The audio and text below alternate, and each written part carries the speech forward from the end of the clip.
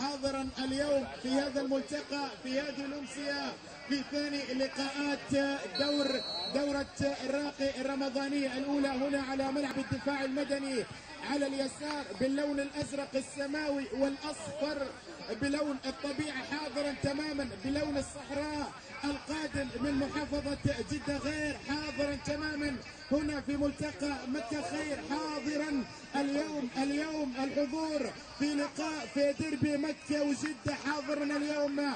كل التوفيق للفريقين في تقديم مباراة كبيرة في تقديم مباراة تليق بسمعة وبتاريخ الفريقين. الظهور الثاني رقم 2 بعد تعادل الراقي في اللقاء الأول أمام الفيحاء، ثم فريق السد هو الآخر يتعادل مع العمدة، بينما التعادل الثاني يحضر بين العمدة وفريق الفيحاء بعد التعادل الأول في اللقاء الأول نقطتين لكل من الفريقين. هذا اللقاء وهذه الأمسية هي من ستعرفنا على هوية من سيتصدر هذه المجموعة التي إلى الآن لم يخسر أحد، إلى الآن لم يفز أحد، لا غالب ولا مغلوب، كلها تعادلات حاضرة، كل التعادلات موجودة في هذه المجموعة ضمن المجموعة الأولى هنا في دورة الراقي الرمضانية في وجهها الأول وفي نسختها الأولى على كأس الاستاد أو شركة الاستاد سعود الصاعدي وشركائها موجودة، أيضا مطاعم ومطابخ حراء حاضرة في رعاية، مجموعة صيدليات غاية موجودة، الجيلاني للتجارة موجودة، مشويات أبو قدور حاضرة تماما في هذه الأمسية اليوم. الأماني الرغبات الطموحات موجودة كلها، واليوم الكل يبحث عن 3 نقاط، الكل يبحث عن العودة مجددا.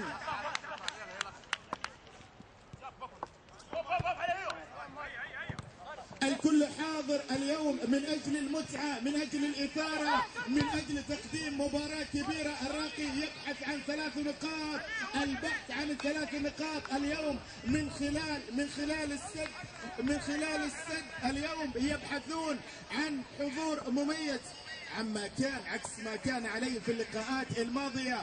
اليوم الكل يبحث عن العودة مجددا في مجموعة إلى الآن لم يخسر أحد، لم يفز أحد، تعادلات موجودة اليوم، الأماني الرغبات موجودة، الكل يغني على ليلى في ليلة التتويج، في ليلة دائما يزداد القمر جمالا، في أمسية حاضرة في 6 ليال تمضي في هذه الدورة في الظهور رقم 2 ضمن المجموعة الثانية. تابع وشاهد ودون واكتب وسجل كل الأخبار، كل الأمور، كل الأحداث حصريا لدى الشبكة الإعلامية ملتقى لكل النجوم حاضرة تماما بكل الأحداث من لقاءات، من تصريحات، من صور، من تقارير يومية أولا بأول حصريا لدى موقع الشبكة الإعلامية الراعي والشريك الإعلامي لكل الدورات هنا في مدينة مكة المكرمة عاصمة الثقافة الإسلامية. إذا ضربة مرمى لمصلحة فريق السدة، يلعب لك كرة سريعة أمامية، يمثل الراقي اليوم في حراسة المرمى عبد الكريم أحمد، خط الظهر وسيم جور، ماجد فضة، خالد المعلم، سلطان بلال، مشعل هوساوي، تركي ون، حسين الجزاني، بكر السواهري، عبد الله المطيري، ماجد الأحمري. إذا عودة المطيري مرة أخرى يعود مجددا للمشاركة للدفاع عن ألوان فريق الراقي اليوم. من الواضح أن الأستاذ رائد الأحمري يبحث عن 3 نقاط اليوم، يزج ويرمي بكل الأوراق. المطيري، بكر السواهري، حسن الجزاني وماجد فضة اللاعبين يتواجدون هنا مع الراقي، يرتدون ويدافعون عن شعارات الراقي كمحترفين مع فريق الراقي. كرة عرضية سريعة تتخلص في بداية غير متوقعة، في بداية عكس التوقعات. هنا تجري الرياح بما لا تشتهي السفن الراقي في 5 دقائق، في غفلة، في هفوة، في تسجيل للأهداف، في تباطؤ، في تخليص للكرة. هنا يحضر السد من أمام الراقي، يكتب أولى السطور، ليكتب أولى العناوين في هذه الأمسية وفي هذا اللقاء. إذا يكتب البداية ويكتب العناوين الأولى في هذه الأمسية، في هذا اللقاء، في اللقاء الثاني يكتبون.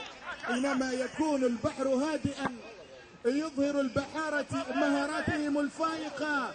في ليلة يزداد القمر جمالا، في ليلة يبحث فيها فريق الراقي عن العودة، في ليلة العودة. ولكن برافو برافو برافو في اللقطة في الكرة الماضية. مالك البرناوي، حمود القرني وحماد الجعفري متواجدين في العمق الدفاعي مع إلى جانب علي عسيري. يتواجد الغامد خالد، مشهور الشهري، عبد العزيز العبيدي، فؤاد برشيد، يونس العمودي موجود مع محمد حسن في الخط الأمامي.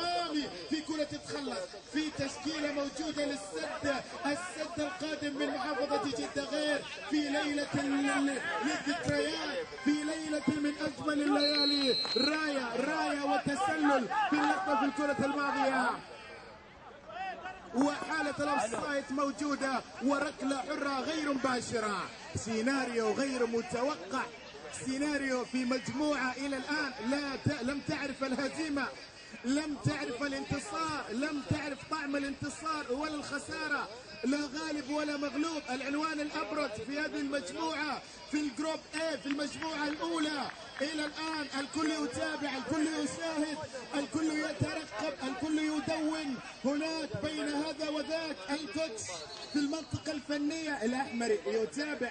هناك سعيد هادي أيضا هو الآخر يتابع هذا اللقاء في هذه الأمسية في ثاني لقاءات هذا اليوم بعد اللقاء الأول الذي انتهى بتعادل بين الفيحاء وفريق العمدة. تعادل، العمدة يدرك التعادل في الوقت بدل الضايع ليعود نقطتين للفيحاء وللعمدة من تعادلين نقطتين، بينما العمدة أو فريق السد والراقي نقطة في رصيد كل منهما أو كليهما.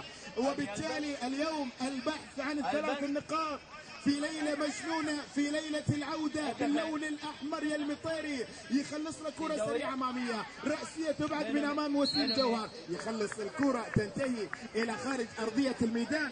قائد الفرقة وسيم الجوهري الكابيتانو، برج المراقبة في العمق الدفاعي إلى جانب ماجد فضة.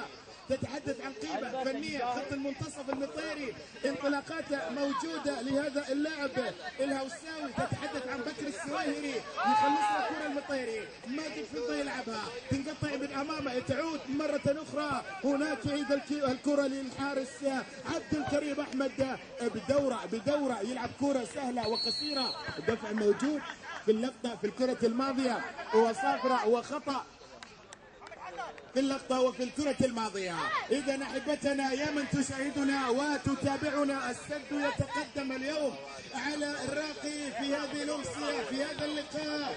بين هذا وذاك يبقى البحث عن العودة. يا سلطان يا بلال، كرة عرضية التنفذ السريعة للراقي يلعبها بشكل جميل، انطلاقة موجودة من الجهة اليسرى، ينجح في المرور ولكن يجد هناك الجعفري موجود، حمادة موجود في الموعد والميعاد. عمق الدفاع السناترة موجودين. شوف التعليمات موجودة من الكوتش، يوجه سعيد هادي، يوجه كابتن الفريق هو حمادة، وصخرة الدفاع موجود الآن هو الكابتن يحمل شارة القيادة. اليوم يمثلون جدة في هذه المباراة في هذه الدورة. عرضية سريعة أمامية من تركي ون يخلصها في تباطؤ في اتكالية، كرة خاطئة من تركي ون يلعبها للمطيري، برافو، انطلاقة موجودة. السويهري يلعب له كرة سريعة، ضغط موجود، تتخلص من أمامه من 80 هناك يلعب له كرة ساقطة. الجزائري يلعب له كرة رائعة تتقطع من أمامه خالد الغامدي، انطلاقة موجودة. محمد حسن ينطلق الغزال الأسمر يمرر كرة سريعة ولكن برافو وسيم، برافو وسيم في الموعد والميعاد حاضر اللي يخلص كل الكرات. كرة عرضية سريعة، بكر السويهري، انطلاقة من المعلم، انطلاقة من المهندس، انطلاقة من المطيري عبد الله، يلعب له كرة سريعة أمامية، تنقطع من أمامه تعود للخط الخلفي، محمد خلصها، عودة مجددا والكرة أخيرا إلى خارج أرضية الميدان، رمية جانبية.